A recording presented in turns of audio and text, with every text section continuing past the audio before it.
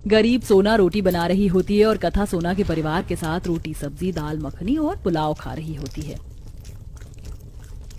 मजा आ गया तेरे हाथ का खाना खाकर। अगर हम दोनों का ससुराल एक ही घर में हो जाए तो मुझे तो रसोई संभालने की जरूरत ही ना पड़े, तू ही संभाल लेगी। अरे तो फिर खाना बनाना सीखती क्यों नहीं है? भले ही एक ही ससुराल में तुम्हारी शादी हो जाए पर खाना बनाना तो हर बहू को आना चाहिए। समय गुजरता है और बहुत जल्द कथा की लव मैरिज और उसी के पड़ोस में सोना की अरेंज मैरिज हो जाती है।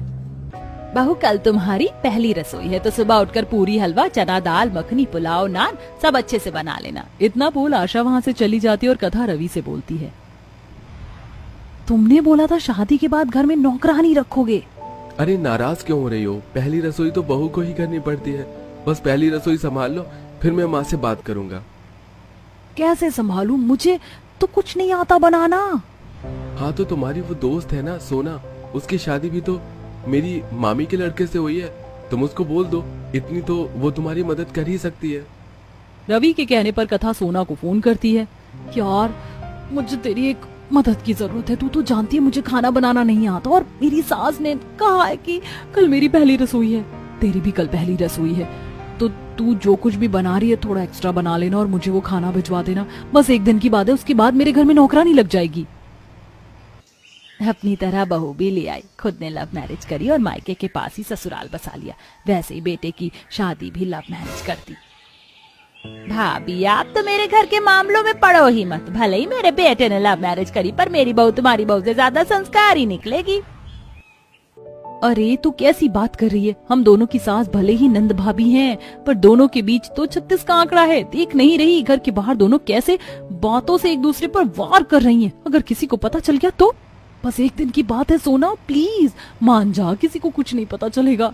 कथा के काफी बोलने पर कथा जो उसे खाना बनाने को कहती है वही खाना सोना ज्यादा बनाती है और कथा को फोन करती है। मैंने खाना बना दिया पर तू ये खाना लेकर कैसे जाएगी? तेरी सास तो घर के ही बाहर घूम रही है। रवि बता रहे थे मेरी सास को मॉर्निंग वॉक करने की आदत है, वो अभी चली जाएंगी, तू जल्दी से अपनी सास को खेत भेज दे।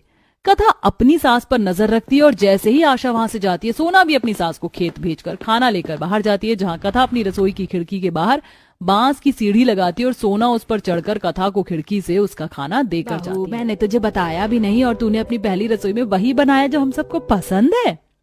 और माँ मेरी बीवी ने खाना भी बहुत अच्छा बनाया है। पूरा परिवार शांति से खाना खा रहा होता है, तभी आशा थोड़ा सा प्लेट में खाना लेकर उनके घर आती है। बड़ा बोल रही थी ना लव मैरिज करने वाली लड़कियां खाना बनाना नहीं जानती, खाकर देखो मेरी बहू के हाथ का खाना। ये देख निखिल बेटा, जैसे तेरी बुआ आज तक मेरी नकल करती आई है वैसी उसकी बहू ने मेरी बहू की नकल की है। उसने भी वही बनाया जो सोना बहू ने बनाया है। नकल मेरी बहू ने नहीं तेरी बहू ने करी है। मैंने जो जो बोला था मेरी बहू ने वही बनाया है। बुआ ये तो बहुत अच्छी बात है कि आपकी बहू इतना अच्छा खाना बनाना जानती है, पर सुबह सुबह आकर क्यों बहस करना? आप घर में जाओ और अपनी नई बहू के साथ बैठो। निखिल की बात सुन आशा मुंह टेढ़ा करके चली जाती है और रात पहली रसोई संभालने को कही थी, मैंने संभाली, अब माँ जी से बात करो नौकरानी के लिए। माँ मैं क्या सोच रहा था, अपने घर में ज्यादा लोग नहीं है, पैसों की भी कमी नहीं है, क्यों ना घर में एक नौकरानी रखकर मामी को दिखा दें कि वो हमारी बराबरी कभी नहीं कर सकती। मेरी भाभी वैसे ही मेरी बराबरी कभी नहीं कर सकती, वो ये बात बहुत अच्छे से जानती है। और रही नौकरानी की बात, मेरे घर में नौकरानी नहीं आएगी। मुझे नौकरानी पर ना तो विश्वास है और ना ही उनके हाथ का खाना पसंद है। अरे जब मेरी बहू इतना अच्छा खाना बनाना जानती है तो नौकर की क्या ही जरूरत। आशा नौकर के लिए साफ साफ मना कर देती है और वहाँ से चली जाती है। कथा माँ ने तो तुम्हारे सामने नौकरानी के लिए साफ साफ मना कर दिया था, पर तुम मुझे 10 दिन और दो, मैं माँ को मना लूंगा। तुम माँ जी को पता नहीं कब तक मना पाओगे, पर मैं अपनी दोस्त को कैसे मनाऊं? कथा के पास सोना के अलावा कोई नहीं था जो उसकी मदद कर सके, इसलिए वह सोना को फोन पर छत पर बुलाती है। यार तेरी एक मदद चाहिए, मेरी सास बाजार गई है और तेरी सास भी खेत गई है, शाम को खाना भी तू बना दे। मेरी सास ने नौकरानी के लिए मना कर दिया पर रवि उन्हें मना रहे हैं, बस 10 दिन की बात है, प्लीज। कथा मैं 10 दिन कैसे संभाल पाऊंगी? मेरी सास अपने हाथों से राशन लाती है, उन्हें हर चीज का अंदाजा है, और अगर तेरे घर का खाना बनाते हुए मेरी सास ने मुझे पकड़ लिया तो? दोनों दोस्त आपस में बात कर ही रही होती है कि तभी वहाँ काजल आ जाती है और अपनी भाभी से कहती है, कोई बात नहीं भाभी, कुछ दिनों की तो बात है, आप कथा भाभी की मदद कर दीजिए, मैं आप दोनों के साथ हूँ, माँ और बुआ को कुछ पता नहीं चलेगा। काजल तुम यहाँ? हाँ मैं यहाँ, और मैंने आप दोनों की बातें भी सुन ली है। अब आप दोनों बेफिक्र हो जाओ, मैं आपके साथ हूँ। मैं तो खुद चाहती हूँ माँ और बुआ की लड़ाई खत्म हो जाए और उनकी 30 दिन की लड़ाई और 1 दिन का प्यार 30 दिन के प्यार में बदल जाए। काजल के कहने पर सोना अपनी दोस्त की मदद करने को राजी हो जाती है। अब जब शांति खेत जाती है और आशा किसी काम से बाहर जाती है तो काजल कथा के घर जाती है और सीढ़ी चढ़ते हुए रसोई में जाती है, जहाँ कथा उसे कुछ राशन का सामान देती है। बस भाभी इतना काफी रहेगा, अब मैं चलती हूँ, उससे पहले कि कोई आ जाए। एक बार फिर काजल सीढ़ियां उतरकर सारा राशन लेकर अपने घर जाती है और अपने कमरे में राशन का सामान रखती है। भाभी मेरे कमरे में बहुत जगह है, आप ये सामान मेरे कमरे में ही रहने दो, रसोई में रखोगे तो माँ को पता चल जाएगा। अपने परिवार के लिए और कथा के परिवार के लिए खाना बनाकर कथा को फोन करती है। खाना बन चुका है, कैसे भेजूं? मेरी सास तो पड़ोसन के घर गई है, पर तेरी सास तो घर पर बाहर चबूतरे पर बैठी है। तो बस 2 मिनट दे रवि, कुछ भी करके माँ जी को कहीं बाहर ले जाओ, काजल खाना लेकर आ रही है। रवि जल्दी से अपनी माँ के पास आता है और हाथ पकड़कर खींचते हुए कहता है, चलो माँ, आइसक्रीम खाकर आते हैं। मैं कहीं नहीं जाऊंगी, तू लेकर आ जा। माँ चलो ना बाहर, आप जो बोलोगे आपको वो दिला दूंगा। रवि जबरदस्ती अपनी माँ को बाहर ले जाता है और जल्दी से काजल खाना लेकर सीढ़ियां चढ़ती हुई कथा के पास आती है। ये लो भाभी, आपके परिवार का खाना, अब मैं चलती हूँ, माँ के घर आने का समय हो रहा है। थैंक यू काजल, अगर तुम ना होती तो बहुत दिक्कत हो जाती। खाना देकर काजल अपने घर जाती है। अब इसी तरह हर रोज कथा अपने घर का खाना भी सोना से बनवाती और कभी सोना सीढ़ियां चढ़कर कथा को खाना देती तो कभी काजल। ऐसे दिन पूरे हो चुके हैं, आज बस आखिरी दिन है। तुम्हें पता है सोना ने खाना बनाने से मना कर दिया है। अगर तुमने माँ से बात नहीं करी तो मैं खुद जाकर कह दूंगी माँ जी को कि मुझे खाना नहीं बनाना आता, मुझे एक नौकरानी की जरूरत है। बहू तो क्या मुझे बताएगी? मुझे खुद पता चल चुका है सच, और ये सब मेरी भाभी की बहू की वजह से हुआ है। उन्हें तो आज मैं बताऊंगी। बहू तूने 2 तरह का खाना क्यों बनाया और इतना सारा खाना किसके लिए? शांति अपनी बहू से पूछ ही रही होती कि तभी वहाँ आशा आती है और अपनी भाभी पर नाराज होने लगती है। मेरी बहू को खाना बनाना नहीं आता, इसका मतलब ये नहीं कि तुम अपनी बहू के साथ इस चीज का फायदा उठाओ। मैं तुम्हारे घर का पानी तक नहीं पीना पसंद करती और इतने दिनों से तुम मुझे अपने घर का खाना खिला रही थी ताकि बाद में मुझे नीचा दिखा सको। उल्टा चोर कोतवाल को डांटे, खुद की बहू को कुछ आता नहीं और मेरी बहू पर उंगली उठा रही हो, जबकि मेरी बहू ने तो तेरी बहू की मदद करी है। आप दोनों प्लीज लड़ना बंद करेंगे? आप दोनों नंद भाभी होकर एक साथ रहना पसंद नहीं करती, पर ये दोनों दोस्त हैं। अगर उन्होंने एक दूसरे की मदद कर भी दी तो क्या हुआ? और माँ, अगर आपने घर में नौकरानी रख ली होती तो आपको सोना भाभी के हाथ का खाना न खाना पड़ता। कोई बात नहीं रवि, ये दोनों भी तो देवरानी जिठानी है। अगर इन्होंने एक दूसरे की मदद कर दी तो कौन सी बड़ी बात है। माँ और बुआ भी तो जरूरत पड़ने पर एक दूसरे की मदद करती हैं। और बुआ एक नौकरानी रख लीजिए ना, वैसे भी आपको बहुत शौक है पैसों का शो ऑफ करने का, अच्छा मौका है आपके पास। जब अपना ही सिक्का खोटा हो तो दूसरों को क्या ही बोल सकते। मैं नौकरानी रखने को तैयार हूँ, पर एक शर्त है, जब बहू खाना बनाना सीखेगी। बच्चों की बातें सुन उस दिन आशा घर में एक नौकरानी रखती और साथ ही कथा भी खाना बनाना सीख रही होती और जब भी जरूरत पड़ती तो दोनों नंद भाभी अपनी लड़ाई साइड में रख एक दूसरे की मदद करती। 12 घंटे से हमारे घर में लाइट क्यों नहीं आई है? पड़ोसियों के घर में तो लाइट जल रही है। 2 दिन बाद मेरे छोटे बेटे की शादी है, कैसे क्या होगा बिन बिजली के? पर ये लाइट कटी क्यों है मोनिका? मैंने तो तुम्हें पूरे पैसे दिए थे बिजली के बिल के, क्या तुमने उसे भरे नहीं? जी मैंने तो भरे थे, वो भी ऑनलाइन। लगता है कोई सर्वर इशू होगा, 2 दिन देख लेते हैं, उसके बाद कंप्लेंट करेंगे। शादी का घर है तो घर में काम भी बहुत है। एक काम करते हैं भाभी, जब तक हमारे घर की लाइट नहीं आ रही तब तक पड़ोस से जनरेटर ले लेते हैं, इसी बहाने घर में थोड़ी सी रोशनी होगी। अब अंकुश पड़ोस से जनरेटर मांग कर अपने घर के बाहर लगाता है, जिसके बाद घर में लाइट और पंखा चलता है और घर में शादी की तैयारी शुरू होती है। हल्दी मेहंदी नाच गाना होने लगता है। तभी अगले दिन जब विवेका के घर में उसकी बहू शादी करके आने वाली होती है कि तभी आधी रात में पड़ोस की कल्याणी जनरेटर के तार को कैंची से काटती हुई, माफ करना विवेका, पर मैं अपना जनरेटर ले जा रही हूँ। 2 दिन बोला था, 4 दिन हो गए। इतने दिन अगर मेरा जनरेटर चलेगा तो वह भी गर्मी से गर्म होकर फूक जाएगा, इसलिए अब मैं इसे वापस ले जा रही हूँ। अरे कल्याणी ताई, आप ये कैसा जुल्म ढा रही हैं हमारे ऊपर? मेरे घर में मेरी देवरानी आने वाली है और आप आधी रात को अपना ये जनरेटर ले जा रही हैं। तो मैं क्या करूं बहू, तेरी देवरानी क्या मेरे जनरेटर के भरोसे आ रही है अपने ससुराल?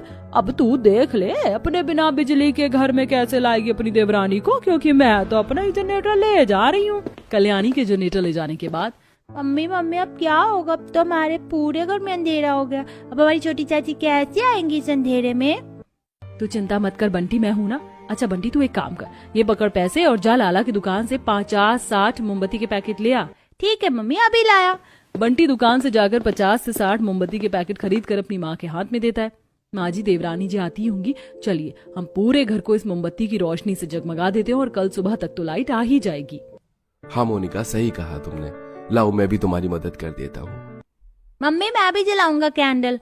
अब घर के सभी सदस्य मिलकर घर में चारों तरफ मोमबत्तियां जला देते हैं और मोमबत्ती की रोशनी से पूरा घर जगमगा उठता है। देवरानी अपने ससुराल पहुंचती है, जहां आरती की थाली लेकर बेबेखा, आओ बहू रानी, घर के अंदर आओ। वाह, मेरे ससुराल वाले कितने अच्छे हैं, पूरे घर को मोमबत्तियों से सजा रखा है। मैंने तो सोचा भी नहीं था कि मेरे ससुराल वाले मेरा वेलकम इतनी अच्छी तरीके से करेंगे। देवरानी जी कहाँ खो गई, अंदर आइए। जी जी जेठानी जी। अब अमृता अपने कमरे में जाती है और वहां भी कुछ मोमबत्तियां जल रही होती, लेकिन अब अमृता गर्मी से परेशान हो रही थी। अंकुश जी, अरे ये तो बिस्तर पर लेटते ही सो गए। लाइट और पंखा तो चला लेते कम से कम। कोई बात नहीं, मैं खुद ऑन कर लेती हूँ। अमृता लाइट और पंखे का स्विच ऑन करती है, लेकिन ना तो पंखा चलता है और ना ही लाइट ऑन होती है। हाय रब्बा, लाइट तो है ही नहीं। लगता है इसीलिए अंकुश जी बिना कुछ कहे सो गए। अब इतना भारी लहंगा पहनकर मुझे गर्मी में सोना पड़ेगा। दूसरी तरफ अमृता की जेठानी और जेठ, देखिए जी, सुबह से 50 कॉल कर चुकी हूँ बिजली विभाग के हेल्पलाइन नंबर पर, लेकिन कोई रिस्पांस नहीं आ रहा है। और कल देवरानी जी की मुंह दिखाई, फिर उसके बाद पहली रसोई की रस्म भी है। अच्छा, अभी तुम आराम कर लो, कल की कल देखते हैं। सुबह जब अमृता अपने कमरे से नहा धोकर बाहर आती है तो घर के सभी खुली खिड़कियों में से धूप की रोशनी घर में आता देख परेशान होकर कहती है, हे भगवान, आप लोगों ने ये पूरे घर की खिड़कियां क्यों खोल रखी हैं? देखिए कितनी तेजी से धूप आ रही है घर के अंदर। माँ जी, जेठानी जी, अभी तक घर में लाइट नहीं आई है क्या? आ जाएगी लाइट बहू, तू क्यों परेशान होती है? जा फटाफट तैयार हो जा, तुझे पड़ोस के लोग देखने आ रहे हैं। अब एक बार फिर अमृता चुप हो जाती है और अपनी मुंह दिखाई की रस्म के लिए तैयार होने लगती है। कुछ देर बाद पड़ोस की कई औरतें अमृता को देखने आती हैं। हे राम, कितनी गर्मी हो रही बेबेखा तेरे घर में। इतनी गर्मी में अपनी बहू की मुंह दिखाई की रस्म करने की क्या जरूरत थी? अरे तुमने तो फिर भी पतली सूती की साड़ी पहन रखी है, मैंने तो इतना भारी लहंगा, इतने भारी भारी गहने पहन रखे। सोचो मेरा क्या हाल हो रहा होगा इस गर्मी में। ये भगवान, ये लोग जल्दी से मुझे देखकर जाते क्यों नहीं? हाँ, वो बिजली कट गई है इसीलिए थोड़ी दिक्कत हो रही है। बाकी तुम ये बताओ, तुम्हें मेरी बहू कैसी लगी? हमें तो बहू बहुत अच्छी लगी बेबेखा, सदा सुहागन रहे तेरी बहू। दूर खड़ी मोनिका, ये भगवान, अभी तक बिजली नहीं आई। अगर यही हाल रहा तो मेरी देवरानी को बिना बिजली के ही अपनी पहली रसोई करनी होगी। एक काम करती हूँ, जब तक देवरानी की मुंह दिखाई की रस्म चल रही है, मैं एक बार और बिजली विभाग के दफ्तर जाती हूँ। मोनिका सड़क से ऑटो लेती है, लेकिन ट्रैफिक में फंसे फंसे मोनिका का आधे से ज्यादा समय सड़क के ट्रैफिक में ही खराब। बिजली विभाग के दफ्तर पहुंचती है तो वहाँ की अथॉरिटीज, भैया जी कब से बिजली बिल भर रखा है, आखिर कब पास होगा हमारा बिल? गर्मी में बिना पंखे के रहना कितना मुश्किल है, ये तो आप समझ ही सकते हैं। बताइए ना, कब आएगी हमारी बिजली? अरे मैडम, समझते तो हम सब कुछ है, लेकिन क्या करें, आपकी जो दिक्कत है वो पीछे से रुकी हुई है। हम इसमें आपकी कोई मदद नहीं कर सकते। और वैसे भी अब शाम के 5 बज गए हैं और अब हमारा दफ्तर बंद करने का टाइम हो गया है। आप कल आइएगा। अब निराश होते हुए मोनिका अपने घर लौटती है, जहाँ बेबेखा और अमृता लैंप जला रही होती हैं। जेठानी जी, कहाँ चली गई थी आप? और ये बिजली कब आएगी जेठानी जी? अगर मैंने देवरानी जी को बताया कि बिजली विभाग वालों ने हमारे घर की बिजली काट दी है तो कहीं ये परेशान ना हो जाए। आ जाएगी देवरानी जी, जल्दी ही आ जाएगी। अच्छा, अभी तो आपकी पहली रसोई होनी बाकी है ना? हाँ बड़ी बहू, लगता है बिना बिजली के ही बहू को पहली रसोई करवानी होगी। बिना बिजली के अंधेरे में मैं अपनी पहली रसोई का खाना कैसे बनाऊंगी? घबराओ मत देवरानी जी, मैं हूं ना। मैं यहाँ लैंप और हाथ पंखा लेकर तुम्हारे साथ चलती हूँ रसोई में, जिससे तुम्हें रोशनी और हवा दोनों मिलती रहेगी। और तो और देवरानी जी, तुम्हें बिना बिजली में अपनी रसोई करने में ज्यादा परेशानी भी नहीं होगी। नहीं जेठानी जी, आप पहले ही बहुत परेशान हो गई, आप बैठी, मैं कर लूंगी। अब मोनिका की देवरानी अंधेरे में लैंप लेकर बिना बिजली के अपनी पहली रसोई का खाना बनाना शुरू करती है। गर्मी से भीगती हुई अंधेरे में वह मसाले के डिब्बे को टोह टोह कर ढूंढती है। ये भगवान, इतने अंधेरे में मुझे अपनी पहली रसोई करनी पड़ेगी। मैंने कभी नहीं सोचा था, इतने सपने सजा रखे थे अपनी पहली रसोई की, सब चकनाचूर हो गया। ऊपर से अंधेरे में समझ में भी नहीं आ रहा है कि कौन से डिब्बे में चीनी है, कौन से डिब्बे में नमक है। भगवान, मैं तो तेरे भरोसे ही बिना बिजली में अपनी पहली रसोई कर रही हूँ। कुछ व्यंजनों को बनाने के बाद, ये भगवान, बिना बिजली के पसीने में भीग भीग कर मैंने ये सब्जियां, पुलाव, पूरी, रायता तो बना दिया, बस मीठे में हलवा बनाना बाकी है। पर समझ में नहीं आ रहा कि ये मूंग की दाल है या चने की दाल है। कहीं मैं इस अंधेरे में मसूर की दाल का हलवा न बना दूं। हाय रब्बा, क्या करूं, कुछ समझ नहीं आ रहा। अब अमृता अनुमान लगाती हुई दाल को लेती है और सिलबट्टे पर पीस कर भूनकर मूंग दाल का हलवा बना लेती है और का खाना डाइनिंग टेबल पर परोसती है। या बल्ले बल्ले, छोटी चाची का हाथ का खाना आज हम लोग कैंडल लाइट में खा रहे हैं। मम्मी मम्मी, ये तुम्हारा कैंडल लाइट डिनर हो गया ना? बेटा।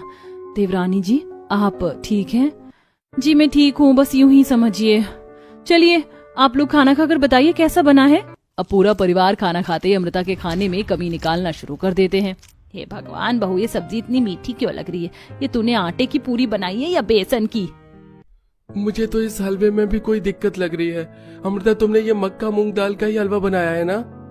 हाँ बनाया तो मूंग दाल का ही था। अच्छा बस कीजिए। एक तो हमारी प्रॉब्लम को समझते हुए देवरानी जी ने अपने ससुराल में पहली रसोई बिना बिजली के की, और आप लोग हैं कि एक एक करके उनके खाने में कमी निकाल रहे हैं। अरे जो बन गया है खा लीजिए। थैंक यू जेठानी जी इतना अंडरस्टैंडिंग होने के लिए। सच में बहुत मेहनत लगी थी इसे बनाने में। अब अगले दिन अमृता की जेठानी फोन पर बिजली विभाग वालों से बात कर रही थी, वहीं दूर अमृता दरवाजे पर खड़ी सारी बातें सुन लेती है। जेठानी जी तो ये कारण है घर में बिजली ना आने की। अरे आपने मुझे ये बात पहले क्यों नहीं बताई? आपको पता है इसके ऊपर हम कड़ी कार्रवाई करवा सकते हैं। आप अभी मेरे साथ बिजली विभाग में चलिए। अब मोनिका अपनी देवरानी के साथ बिजली विभाग आती है। सर बिजली बिल से रिलेटेड कंप्लेन किया था पर कोई सुनवाई नहीं हुई अभी तक। आगे जाइए आगे, यहाँ नहीं होता ये सब। आप करते हैं कार्रवाई या मैं आपके ऊपर कार्रवाई करूं? 1912 की धारा लगाऊंगी। गैर कानूनी तौर तरीके से बिजली काटने के जुर्म में आपको भी अंदर किया जाएगा और आपकी ये कुर्सी भी आपसे छीन ली जाएगी। अरे मैडम आप तो भड़कने लगी। बैठिए बैठिए, मैं करता हूँ ना सब। अब कुछ ही देर में मोनिका के पास उसकी सास का फोन आता है। बहू बिजली आ गई हमारे घर में। अमृता माँ का फोन आया तो बिजली आ गई है, चलो अब घर चलते हैं। अब मोनिका की पढ़ी लिखी देवरानी अपने ससुराल में बिजली वापस लाती है, जिसके बाद मोनिका अपनी देवरानी की फिर से पहली रसोई करवाती है और पूरा परिवार खुशी खुशी शाही पकवान खाता है। अब हुआ सही मायने में मेरी छोटी बहू की पहली रसोई। भाई मजा आ गया पकवान खाकर। शुक्रिया माँ जी।